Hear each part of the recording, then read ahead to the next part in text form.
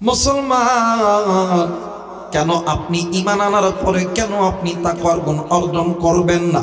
এই তো সামনে রমজান মাস আসতেছে রে মা গো।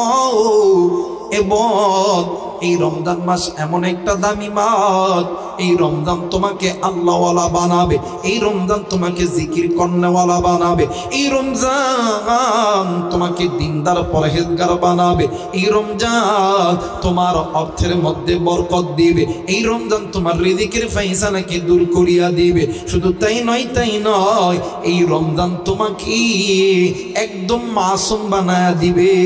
একটা সন্তান মায়ের পেট থেকে জন্ম নেওয়ার পরে যেমন একজন বান্দা মাসুম হইয়া যায়, বান্দা যখন রমজান মাসের ভিতরে ঢুকে, রমজান মাস থেকে যখন বাইরে হয়, আমার আল্লাহ মায়ের পেট থেকে শিশু যেমন একদম মাসুম হইয়া বাহির হয়, বেগুনা হইয়া বাহির হয়, আমার আল্লাহ ওই বান্দা বান্দিকে তেমন কইরা বাহির কইরা দেয়। ভাই গো, এই রমজান মাসে বান্দাদের তাকওয়াবান হয়, এর বাস্তব প্রমাণ হইল আপনি যদি একজন দিনদার নেককার পরহেজগার বান্দা বান্দিকে আপনি যদি কোটি টাকা দিয়েও যদি অন্ধকার ঘরের ভিতরে উঠাইয়া যদি বলেন আপনি খানা খাবেন, এই আপনাকে 1 লাখ টাকা দেওয়া হবে। ওই মানুষ যদি ইমানদার হয়, ওই বান্দা বান্দি যদি মুত্তাকি হয়, ডাক দিয়ে কইব ভাই গো, আমি এই যে তোমার সঙ্গে 1 লাখ টাকা লইয়া আমি এই যে খানাটা খাইলাম, এই খানা খাওয়া দুনিয়ার জমিনে কেউ দেখতেছে না, কিন্তু আমার মালিক আমার আল্লাহ দেখে। আরে ভাইয়া, আমার জীবন চলে যাবি, আমি জীবন দিতে রাজি, কিন্তু আমি বান্দা রমজানের রোজা ছাড়তে রাজি নয়। আমি বান্দা রমজানের রোজা ছাড়তে রাজি। এই রমজান মাসের একটা রোজার দাম কত জানেন? 1 মাস তো দূরে রাখা, একটা রোজার দাম কত? সমুদ্রের মধ্যে, এই পৃথিবীর জমিনে সবচেয়ে বড় সমুদ্রের নাম কি? কথা কয় না? আটলান্টিক। এই আটলান্টিক মহাসাগরের মধ্যে একটা কাঠি যদি ডুবান, কতটুকু পানি উঠবে? কথা কয় না? সামান্য একটু। কথা কয় না? সামান্য একটু। কিন্তু যদি যখন কোনো বান্দা বান্দি রমজান মাসের রোজা রাখে, অন্যান্য মাসের রোজা রাখলে আল্লাহ তাআলা ওই বান্দা বান্দিকে যেমন আটলান্টিক মহাসমুদ্রের মাঝখানে একটা কাঠি ডুবায় 1 ফুট পানির সমতুল্য, সামান্য পানির সমতুল্য যে সওয়াব হয়, ওই সওয়াব বান্দা বান্দির আমলনামায় দেয়। আর যেই বান্দা বান্দি রমজান মাসের রোজা রাখে, আল্লাহ তাআলা এই আটলান্টিক যে সাগর আছে, এর চাইতেও যদি বড় কোনো সাগর হয়, ওই সাগরের পানি, ওই সাগরের ভিতরে মাছ আছে, যত জীব জন্তু জানোয়ার আছে, ওই সাগরের তলদেশে যত রকম সম্পদ আছে, সমস্ত সম্পদ যদি 1 পাল্লায় করা হয়, রমজানের একটা রোজা যদি 1 পাল্লায় করা হয়, রমজানের 1 রোজার পাল্লা আল্লাহর কাছে বেশি ভালো হয়। আল্লাহু আকবার বলবেন। বাইরে ইকোটা বন্ধ করে বক্সের হালকা ইকো দাও, একটু বক্সের সাউন্ডটা দাও, বলেন তো আল্লাহু আকবার। কারণ এই রমজান এমন একটা জিনিস, এই রমজানে মানুষ আল্লাহওয়ালা হয়, রমজানে মানুষ তাকওয়াবান হয়, রমজানে মানুষ দিনদার হয়, রমজানে মানুষ পরহেজগার হয়, রমজানে বান্দার গুনাহ মাফ হয়। সুবহানাল্লাহ। রমজানে আল্লাহ তাআলা বান্দার অর্থের মধ্যে বরকত দেয়, রমজানে আল্লাহ তাআলা বান্দার রিজিকের অভাব দূর করিয়া দেয়, রমজান মাসের রোজার দ্বারা আল্লাহ তাআলা বান্দার ক্যান্সারকে ভালো করিয়া দেয়, রমজান মাসের রোজা দ্বারা আল্লাহ তাআলা বান্দার ডায়াবেটিসকে ভালো করিয়া দেয়, রমজান মাসের রোজার দ্বারা আল্লাহ তাআলা বান্দা বান্দির বড় থেকে বড় রোগগুলো আল্লাহ হেফাজত করে দেয়। আস্তে কোন সুবহানাল্লাহ। আমার ভাইরা, আর এই রমজান মাসটা ইবাদতের দাম কত দামি জানেন? রমজান মাসে যদি কোনো বান্দা 1 ওয়াক্ত ফরজ আদায় করে, কয় ওয়াক্ত? কোনটা লাগে? একটাই না ভাই, না মাইকে সাউন্ড সুন্দর, আলহামদুলিল্লাহ। আপনি টেনশন করেন না, সাউন্ড একটু কমান। ইকোটা বন্ধ করে, ইকো বন্ধ করে, একদম কি বন্ধ করে। হ্যাঁ সাউন্ড এখন পাবে, ঠিক আছে। আমার ভাইরা, রমজান মাসে এক ওয়াক্ত নামাজের দাম কত জানেননি? আমার ভাইরা, আপনি অন্যান্য মাসে নামাজ আদায় করলে ফরজ, আরেকটু কমান, ফরজ 1 রাকাত নামাজ আদায় করলে যদি আপনাকে একটা নেকি দেওয়া হয়, এই রমজান মাসে যদি কোনো বান্দা 1 ওয়াক্ত ফরজ নামাজ আদায় করে 70 ওয়াক্ত ফরজ নামাজের নেকি আল্লাহ তাআলা আমলনামায় দিয়ে দেয়। আর রমজান মাসে যদি কোনো বান্দা, যদি কোনো বান্দি সুন্নত নামাজ আদায় করে, 1 ওয়াক্ত সুন্নত, 1 ওয়াক্ত নফল, 1 ওয়াক্ত ওয়াজিব নামাজ আদায় করার দ্বারা আল্লাহ তাআলা ওই বান্দা বান্দির আমলনামায় ফরজ নামাজের সমতুল্য সওয়াব আল্লাহ তাআলা আমলনামায় দেন।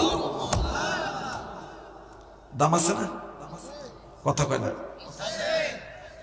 আমার ভাইরা, এই দুনিয়ার জমিনে এমন কোন ফ্যাক্টরি আছে, এমন কোন চাকরি আছে যে 12 মাসের বেতন একদিনে দেয়? কথা কয় না? আল্লাহ তাআলা এই পুরো রমজান মাসটাকে আল্লাহ তাআলা এমন নিয়ামত কইরা সাজাইছে। আল্লাহ বলেন পুরো রমজান মাস বান্দা তাকওয়া অর্জন করবে, বান্দা আমি আল্লাহর ইবাদত করবে, বান্দা আমি আল্লাহর জিকির করবে, বান্দা আমি আল্লাহর ইবাদতের মধ্যে মশগুল থাকবে। আর আমি আল্লাহ বান্দাকে কি সারপ্রাইজ না দিয়া পারি, বোনাস না দিয়া পারি? আমি আল্লাহ আমার পক্ষ থেকে এই রমজান মাসের ভিতরে একটা রাত বান্দার জন্য বোনাস বানায় দিলাম। জোরে বলেন আল্লাহু আকবার। এই রমজান মাসের শেষ দশক, কয় দশক? জোরে বলেন কয় দশক? শেষ দশক একটা রাত আছে, ইন্না আনজালনাহু ফি লাইলাতিল কদর ওয়া মা আদরাকা মা লাইলাতুল কদর লাইলাতুল কদর খায়রুম মিন আলফি শাহর। আস্তে কয়, আস্তে কয়, আরেকবার বলেন আল্লাহু আকবার।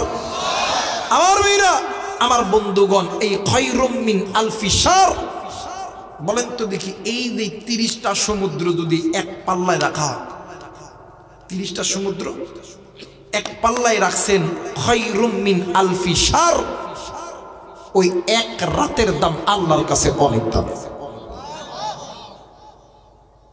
আমার ভাইরা, শুধু তাই নয়, লাইলাতুল কদর খায়রুম মিন আলফি শাহর, এই এক রাতের দাম কত জানেননি? ফরজ তওয়াফ বুঝেন?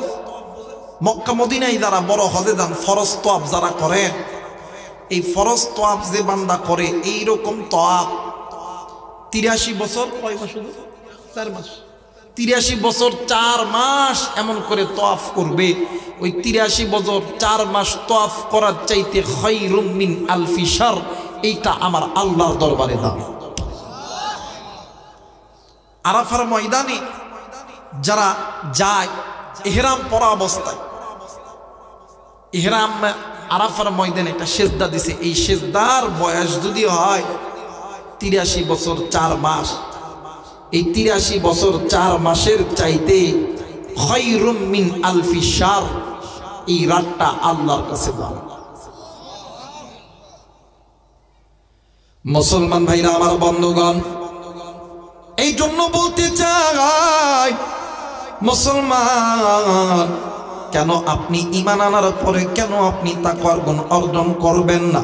এই তো সামনে রমজান মাস আসতেছে রে মা গো, এবং এই রমজান মাস এমন একটা দামি মাস, এই রমজান তোমাকে আল্লাহওয়ালা বানাবে, এই রমজান তোমাকে জিকির করনেওয়ালা বানাবে, এই রমজান তোমাকে দিনদার পরহেজগার বানাবে, এই রমজান তোমার অর্থের মধ্যে বরকত দিবে, এই রমজান তোমার রিজিকের ফায়সালাকে দূর করিয়া দিবে। শুধু তাই নয়, তাই নয়, এই রমজান তোমাকে একদম মাসুম বানায়া দিবে।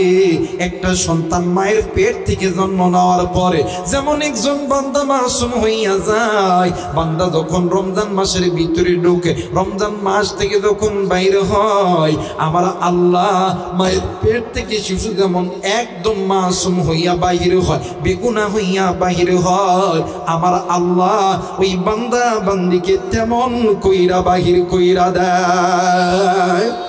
কিন্তু মুসলমান বন্ধুরে, আপনি আমি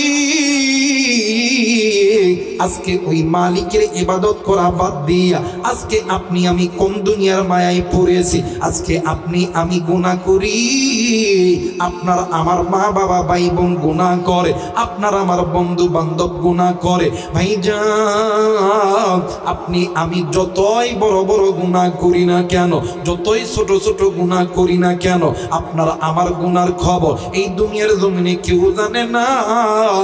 এই দুনিয়ার জমিনে জানেন তিনি, আসমান জমিনের মালিক তিনি।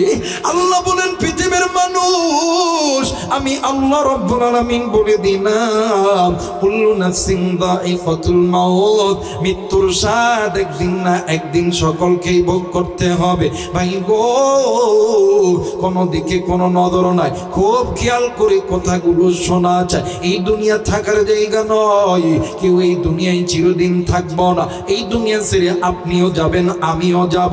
কিন্তু রে বন্ধু, আমার নবী বলেন, উম্মত শুনিয়া লও, আখিরাতের সর্বপ্রথম ইমিগ্রেশন কাউন্টার হইল কবর। যেই বান্দা বান্দির কবর ভালো, ওই বান্দা বান্দির মিজান ভালো, ওই বান্দা বান্দির হাসর ভালো, ফুলসিরাত ভালো, ওই বান্দা বান্দি জান্নাতি। যেই বান্দা বান্দির কবর ভালো না, যেই বান্দা বান্দির মিজান ভালো না, ওই বান্দা বান্দি হইল জাহান্নামী। এরা মুসলমান, এরা যুবকের মা, আর কত গুনাহ করলে, আর কত গুনাহ করলে আপনার অন্তর ঠান্ডা হবে। আল্লাহ বলেন, ইয়া আইয়ুহাল্লাযীনা আমানু কু আনফুসাকুম ওয়া আহলিকুম নার। ইমানদার বান্দা বান্দি, তোমরা নিজেরা জাহান্নামের আগুন থেকে বাঁচো, তোমাদের অধীনে যারা আছে এদেরকে জাহান্নামের আগুন থেকে বাঁচাও। কারণ হইল, দুনিয়ার আগুন মানুষের হাতে লাগলে মানুষের হাতের আঙ্গুল পুড়ে যায়, কিন্তু বন্ধু জাহান্নামের আগুন মানুষের হাতে লাগা মাত্র কলিজা পর্যন্ত পুড়ে যায়। ভাইরে, তুমি আমি কিন্তু জাহান্নামে মানে জাহান্নামকে ভয় করি না, কিন্তু বাদাম রে, এই দেশের ওলামায়ে কেরাম বলে, এই দেশের ওলামায়ে কেরামদের মুরব্বিদের মুরব্বি, তাদের মুরব্বি বাদান্নে আমার আকাবির ওলামা আসলাফ বুজুর্গরা, ভাই গো, তাবে তাবিরা, আইম্মায়ে মুস্তাহিদরা, নবীজির সাহাবীরা আল্লাহর জাহান্নামকে কি পরিমাণ ভয় করত, তারা গুনাহগুলোকে কি পরিমাণ ভয় করত। শুধু সাহাবী নয়, আমার নবীও গুনাহকে কি পরিমাণ ভয় পাইত। আপনি আমি যেই নবীর উম্মত, আপনার আমার নবী জনাবে মুহাম্মদুর রাসূলুল্লাহ সাল্লাল্লাহু আলাইহি ওয়াসাল্লাম, মৃত্যু যন্ত্রণায় নবীজির গায়ে প্রচন্ড জ্বর। আমার নবীজি জোরে থর থর থর থর কইরা কাঁপতেছে। আল্লাহর নবী ডাক দিয়ে কই, আবু বকর, এরে ওমর, এরে আলী, এই মদিনাবাসীকে খবর দাও, আমি নবীজি সবার সঙ্গে একটু কথা বলতে চাই। ভাই গো, এই কথা বলা মাত্র মক্কা মদিনার জমিনে এলান হইয়া গেল, নবীজি তোমাদের সঙ্গে কথা বলবে। আর বন্ধু, মদিনার জমিনে ছোট থেকে বড়, নারী থেকে পুরুষ, সকল মানুষ ওই জায়গার মধ্যে দাঁড়ামানি বৈশা গেছে। আল্লাহর নবী বাদান্নে আমার জোরে আল্লাহর নবী থর থর করে কাঁপতেছে। আমার নবীজি হযরত আলীর ঘাড়ের উপরে আল্লাহর নবী ভার দিয়া আল্লাহর নবী আইসা দাঁড়ায় গেছে। আপনারা যেমন এই জায়গায় আমার সামনে বৈশা আছে, আমি যেমন আপনাদের সামনে কথা বলতেছি, আপনার আমার মায়ের নবী, আপনার আমার দয়ার নবী, মায়ের নবী রাহমাতুল লিল আলামিন এই জায়গার মধ্যে আসিয়া আল্লাহর বান্দা সাহাবীদেরকে উদ্দেশ্য করে সালাম দিয়ে দিলেন, আসসালামু আলাইকুম ওয়া রাহমাতুল্লাহ। মদিনাবাসী সালামটা নিয়ে নিল। এরা বন্ধু আমার ভাইরা, আমার বাবাজিরা রে, সালাম নেওয়ার পরে আল্লাহর নবী ডাক দিয়ে কই, সাহাবী, আমি নবী চলে যাব, কিন্তু আমি নবী যাওয়ার আগে আমি নবীজি তোমাদের কাছে একটু মাপ চেয়ে নিতে চাই। এরা বন্ধু কিতাব প্রমাণ করে। আল্লাহ নবী যখনই এই কথা বলছে, এই কথা বলা মাত্র বাদান্নে আমার মদিনার জমিনে নারী বলেন, পুরুষ বলেন, ছোট বলেন, বড় বলেন, সবাই এতিমের মতন ডুকরে ডুকরে কান্দে। একজন আর একজন ডাক দিয়ে কই বাইরি, মদিনা অন্ধকার হইয়া যাবে, কি আমাদের নামাজের ইমামতি করবে? আরে বন্ধু আমার বাইরা, আমার বাবাজিরা রে, আল্লাহ নবী ডাক দিন কই সাহাবীরা রে, আমার আল্লাহ বলেন কুল্লু নাফসিন যায়িকাতুল মাউত, মৃত্যুর স্বাদ একদিন না একদিন সকলকেই ভোগ করতে হবে। আরে সাহাবী,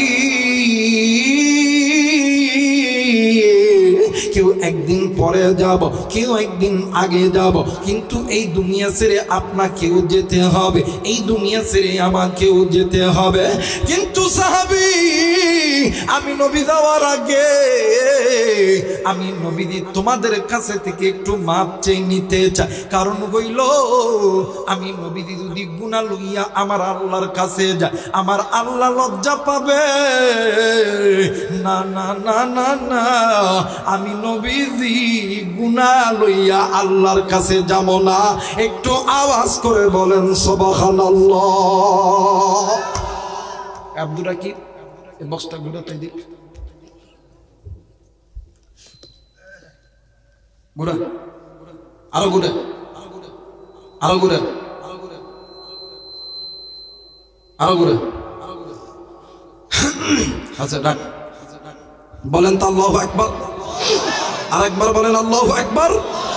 আমার নবী, যেই নবী রহমাতুল লিল আলামিন, যেই নবী খাতামুন নবিয়্যিন, যেই নবী গুনাহ লইয়া আল্লাহর কাছে যাইতে চাই না। বলেন তো দেখি আপনি, আমি ওই নবীর উম্মত, কি এমন আমল করছি যে আমল নিয়ে আপনি আল্লাহর জান্নাতে? বলেন কি এমন আমল আছে? না না আছে রোজা, না আছে হজ, না আছে যাকাত। কি এমন আমল আছে? বলেন কি এমন আমল আছে যে আমলটা নিয়ে আপনি জান্নাতে যাবেন? এমন কোন আমল আপনার আমার কাছে, কথা বলেন, আছে? মুসলমান ভাইরা আমার, বন্ধুগণ, আপনার আমার মায়ের নবী ডাক দি কই সাহাবী, আমি নবী চলে যাব, কিন্তু যাওয়ার আগে আমি নবীজি তোমাদের কাছে একটু মাপ চেয়ে নিতে চাই। এরে সাহাবী, তোমাদের ভিতরে যদি কোনো সাহাবী আমি নবীর সঙ্গে যদি পানা দানা থেকে থাকে, আমি নবীরে বলো, আমি নবী তোমাদের পানা দানা মিটিয়ে দিব।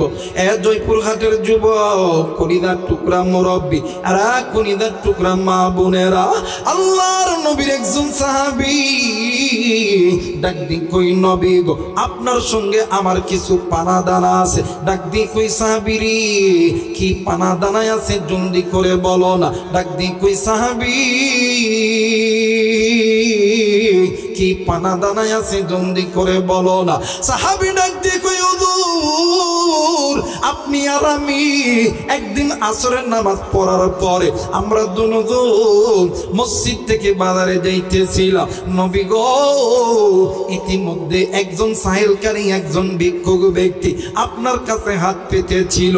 হুজুর, ওই সময় আপনার কাছে কোনো মাল ছিল না। ওগো নবীজি, ইয়া রাসূলুল্লাহ, ইয়া হাবিবাল্লাহ, আপনি আমার কাছ থেকে কিছু মাল হাওলাত করিয়া আপনি ওই আল্লাহর বান্দাকে দিয়েছেন। আল্লাহর নবী ডাক দি কই আলী রে, তুমি জলদি কইরা ফাতেমার কাছে যাও, আমার ব্যক্তিগত কোষাগার থেকে আমার এই সাহাবী ভাইয়ের পাওনা খানা মিটিয়া দাও। একটু আওয়াজ করে বলেন সুবহানাল্লাহ। আর আমার বাংলাদেশে হাই হাই রে, যদি এক দোকানের টাকা পায়, ওই দোকানে তার কোনো দিন যাবে কথা। জয়পুরহাটে যদি স্টেশনের যে দোকান আছে, এই দোকানে যদি টাকা পায়, এই পথ দেওয়ার যাবেন দরকার মাইক্রো স্ট্যান্ডে ঘুরে যাবে কথা। জিন্দিগি তো যাইতো না। আর যদি একটু ধনী হয়, সারা দিন সারা বছর দেখবেন ব্যবসা করে, জাকজমক ব্যবসা। আর রমজান মাস আসলে হুজুর কই ব্যবসার মধ্যে বরকত নাই। কথা বলে, রমজান মাস আসলে ব্যবসার মধ্যে বরকত নাই। ঈদের 3 দিন আগে সন্তানরে দিবে 1 লাখ, ছেলেরে দিবে 1 লাখ, বেটিরে দিবে 1 লাখ, বউরে দিবে 1 লাখ। ঈদের দিনে সকালবেলা গরুর গোস্ত, খাসির গোস্ত, মুরগির গোস্ত, কত প্রকারের গোস্ত। ঈদের মাঠে যাওয়ার আগে খালি কথা 1 ঘন্টা পর পর জামা চেঞ্জ করে। কিন্তু ওনার বাড়ি, পাশের বাড়িতে হাজার এলাকায় হাজার হাজার মানুষ, নতুন জামা নাই, কাপড় নাই, ঘরে খানা নাই। ও বারবার কাপড় চেঞ্জ করে ডাক দেয়, এই দেখো তো এটা আমাকে কেমন লাগছে। এই নামাজ কালাম পইরাই জম্মের খাওয়া খায়।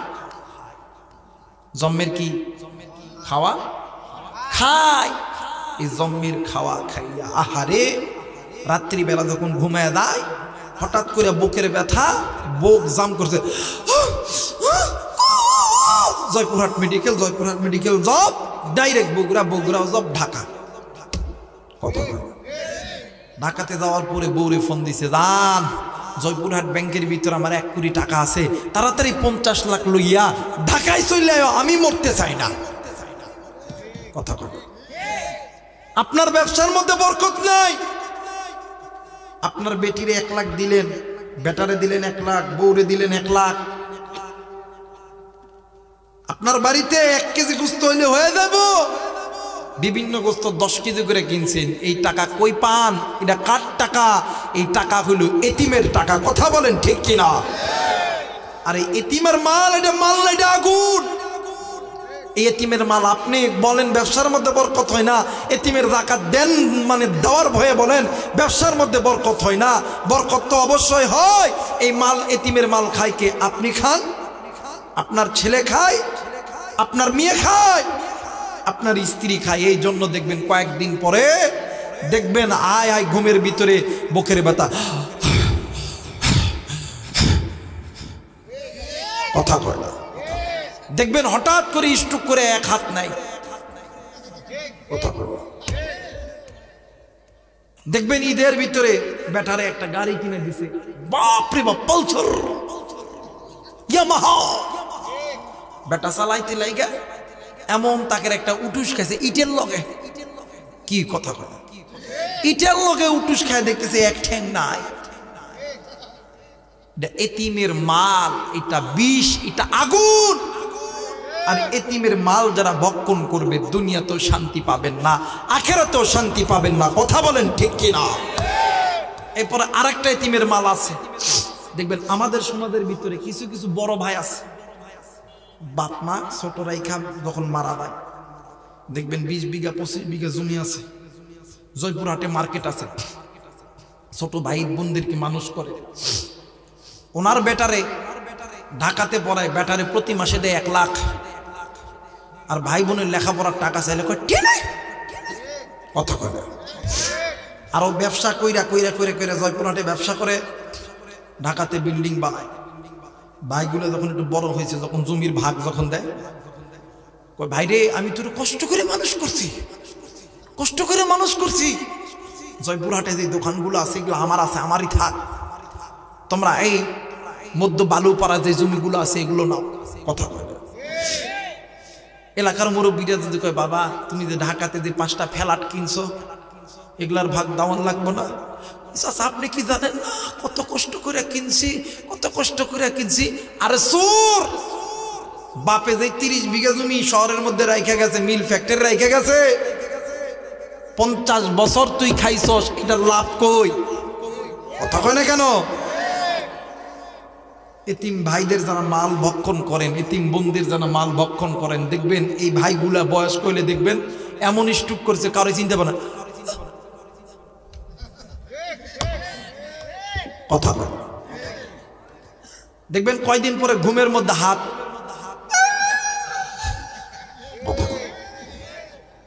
হুজুর কথা কি খারাপ কইছি? দেখবেন আবার কদিন পরে দেখবেন হাই হাই রে, দেখবেন এমন অবস্থা কিডনির পাথর। কথা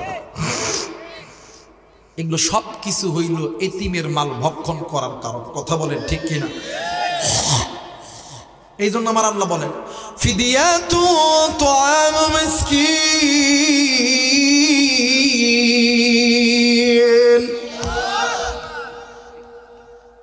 মিসকিনের হক তোকে কষ্ট।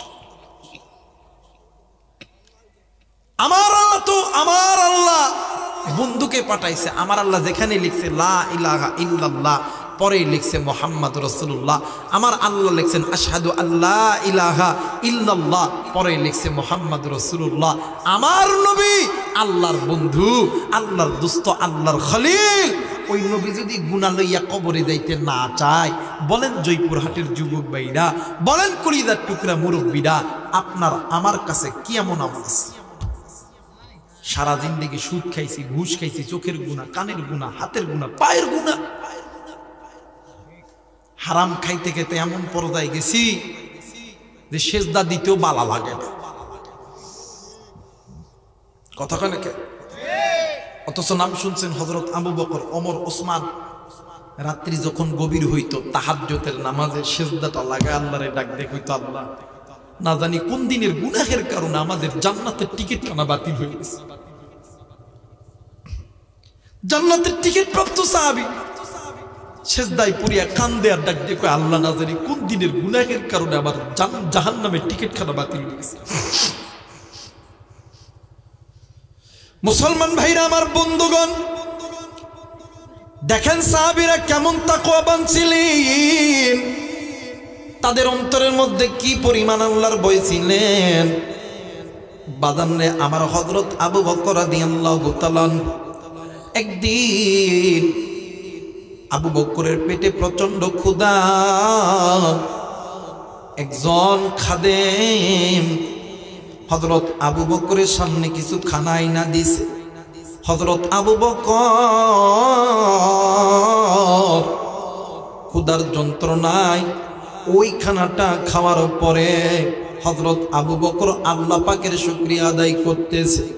ভাই গো, আল্লাহর বান্দা ডাক দিয়ে কই, হুজুর গো, আপনি প্রতিদিন আমার কাছে খানা খান, আপনি প্রতিদিন আমারে জিজ্ঞাসা করেন, হুজুর আমি এই খানা কোথা থেকে আনছি, কিন্তু আজকে আপনি আমারে জিজ্ঞাসা না করে কেন খানা খেয়ে নিলেন গো? হযরত আবু বকর ডাক দিয়ে কই, বাবা গো, আজ 3টা দিন হইল আমি আবু বকরের মুখ দিয়ে কোনো পেটে খাবার নামে নাই। ভাই গো, এইবার বলো তুমি এই খানা কোথা থেকে এনেছো? ডাক দিয়ে কই, হুজুর আমি যখন মুসলমান হওয়ার আগে, আমি যখন কাফির ছিলাম, আমি যখন ইহুদি ছিলাম, হুজুর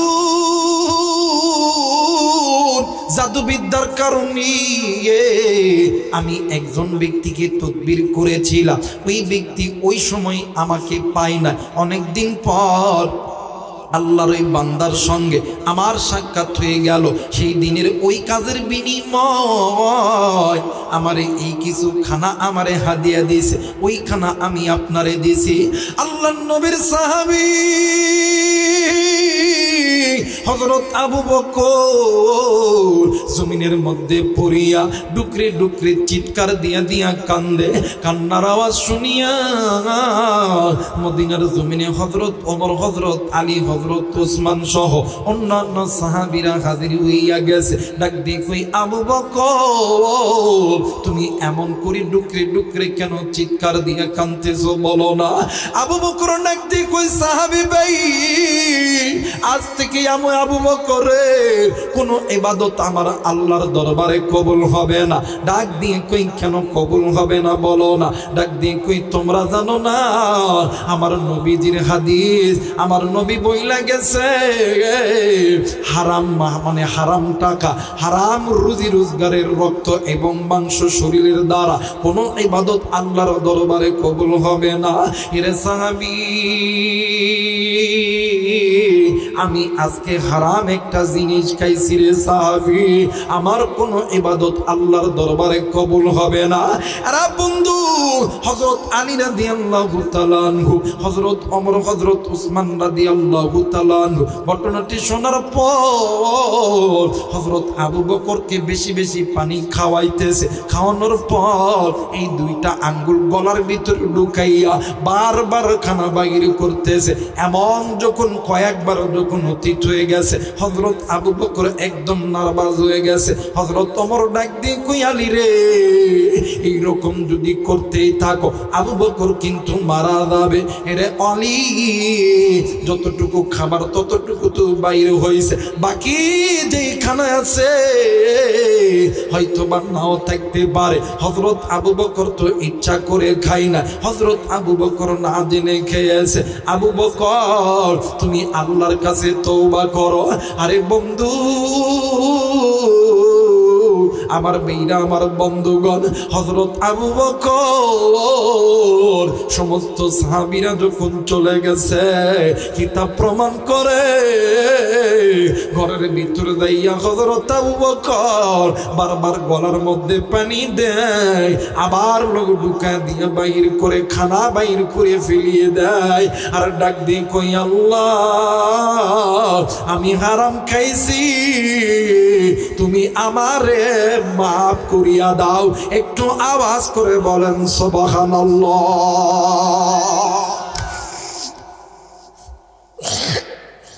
তাদের জিন্দেগি কেমন, আমাদের জিন্দেগি কেমন? সামান্য একটু হারাম খেয়েছে, হারাম।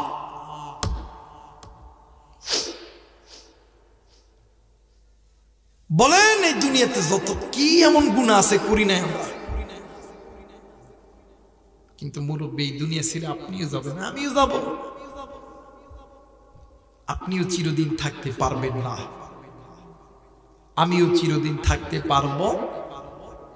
কথা থাকতে পারবেন? আপনি কোটি টাকার মালিক হইতে পারেন, আপনি লোহার গর্ত তৈরি করবেন। শেষ করে দেবেন?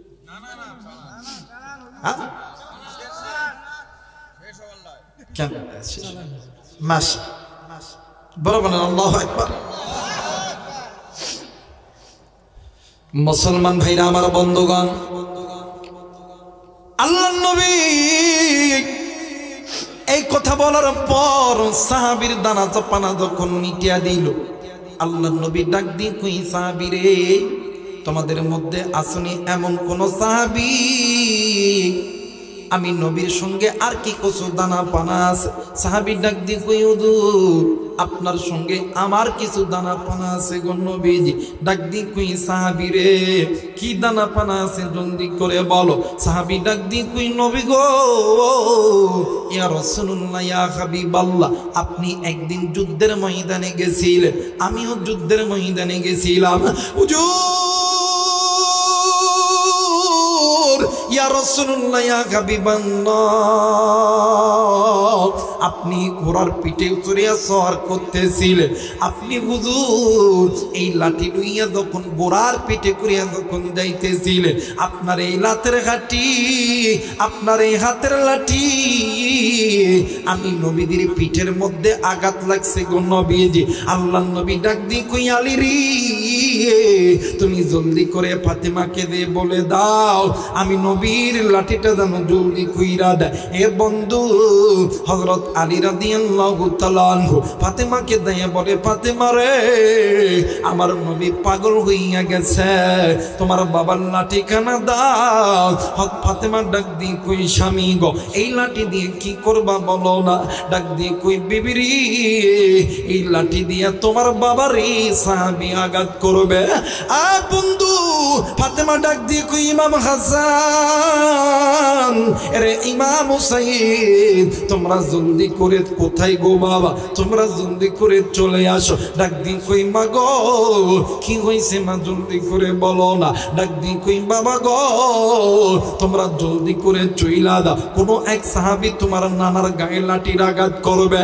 আর ইমাম হাসান, আরে হুসাইন, আমি মা তোদেরকে হুকুম দিয়া দিলাম, তোরা দুনো ভাই জিন্দা থাকতে আমার বাবার পিঠে দাঁতে লাঠির আঘাত লাগে না।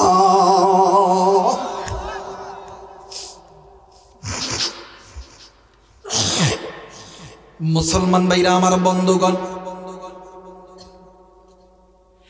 সাহাবী আল্লাহর নবীকে মারার জন্য হাঁটি হাঁটি পা পা করে আইতেছে।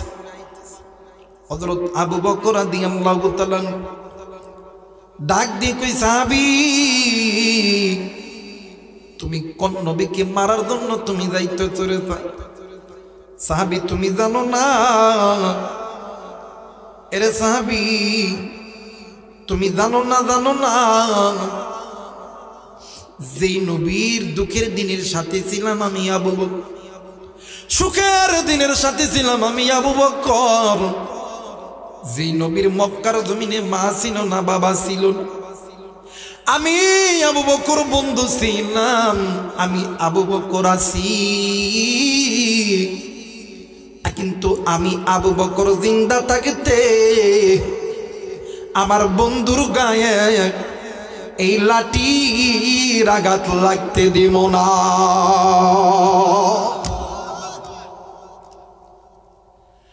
আমার ভাইরা, আমার বন্ধুগণ, খুব খেয়াল করে কথাগুলো শোনা চাই। হযরত ওমর রাদিয়াল্লাহু তাআলা চট করিয়া আমার ভাইরা তরবারিখানা প্রশ্নমুক্ত করি ডাক দিয়ে কই, সাহাবী এই তরবারিখানা হাতে নাও, এই তরবারিখানা হাতে নাও। আমি উমর কল্লা পেতে দিল, আমি উমর কল্লা দিতে রাজি। আমি উমর জিন্দা থাকতি আমার নবীর হাতি এই লাঠির আঘাত লাগতে দিব না। আল্লাহ নবী ডাক দিয়ে কই, ওমর হারাই আলী, তোমরা আমি নবীরে ভালোবাসো? ডাক দিয়ে কই, নবী গো, ইয়া রাসূলুল্লাহ, ইয়া হাবিবাল্লাহ, আপনারে অনেক অনেক বেশি ভালোবাসি। ডাক দিয়ে কই, সাহাবী তোমরা যদি আমি নবীরে অনেক বেশি ভালোবাসো তাইলে কি তোমরা যাও আমি নবীজি গুনাহ লইয়া আল্লাহর কাছে যাইতে? আরে সাহাবী, আমি নবী যদি গুনাহ লইয়া আমার আল্লাহর কাছে, আমার আল্লাহ লজ্জা না রে সাহাবী না, আমি নবীজি গুনাহ লইয়া আল্লাহর কাছে যাইতে চাই না। হারা বন্ধু আবু বকর কান্দি, ওমর কান্দি, আলী কান্দে, উসমান কান্দে। সাহাবী এক পা দুই পা করিয়া নবীজির সামনে এসে দাঁড়ায় গেছে। আপনার আবার দানের দান পরাণের পরাণ রহমাতুল লিল আলামিন ভিক্ষুকের মতো লাঠিখানা সামনে দিয়া ডাক দিয়ে কই, সাহাবী